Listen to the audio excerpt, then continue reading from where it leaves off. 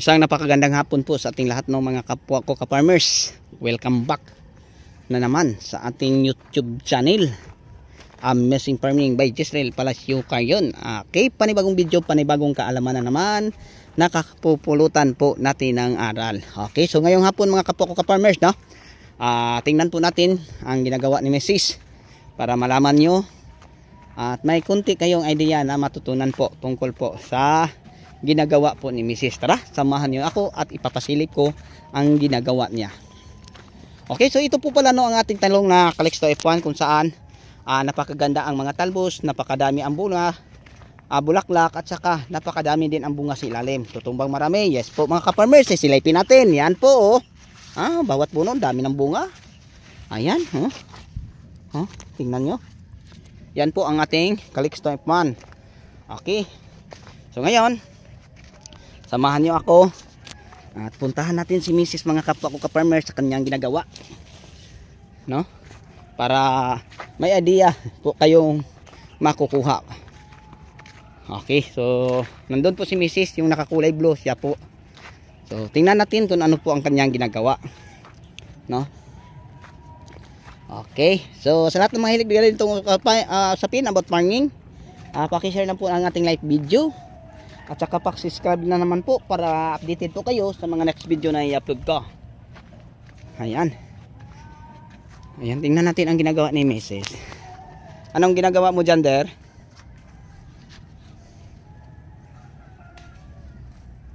Nangunguha siya mga kapwa ko ka-farmers, no? Sa may mga damage ng shoot borer. Okay. So, yung may mga butas kinuha niya. So, anong purpose kanya? Anong purpose mo, Der? Bakit mo tinanggal, Der? Tingnan, yan. Okay. Yung mga bungang nasabit, mga kapwa ko ka-farmers, inano niya para lumaking hindi nakabaluktot.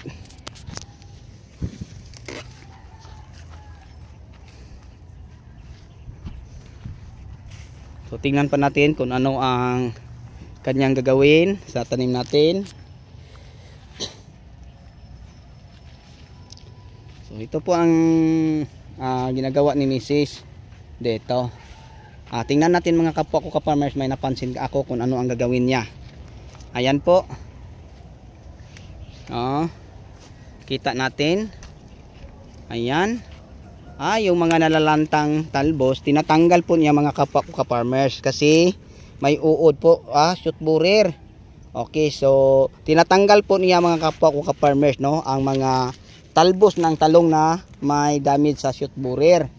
Para ang shoot borer na umaatake po sa ating talbos, once na makuha sila at may silid sa sako, ay hindi na po sila makasira ng ibang talbos. Kaya nga tinukuha po natin.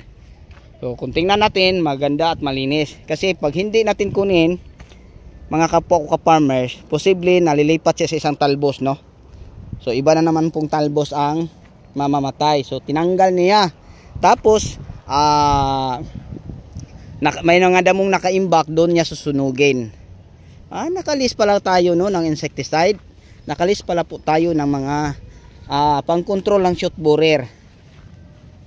Yun pala ang kanyang ginagawa mga ka-farmers. Kasi kung hindi siya tatanggalin, posible sa bunga sila papasok. So sayang ang mga magandang bunga, no? Pag yun ang kanilang kakagatin.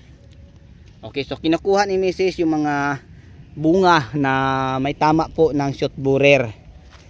Okay, tapos mga kapwa ko ka-farmers, mag-spray lang po tayo patuloy ng mga Freevaton para sa shoot borer, mga Gold Trust para sa shoot borer, at saka sa mga nalalantang talbos para hindi kumalat sila ng marami. Kasi pag tanggalin natin makuha mga kapwa ko ka-farmers, halimbawa sa isang linya may 10 talbos.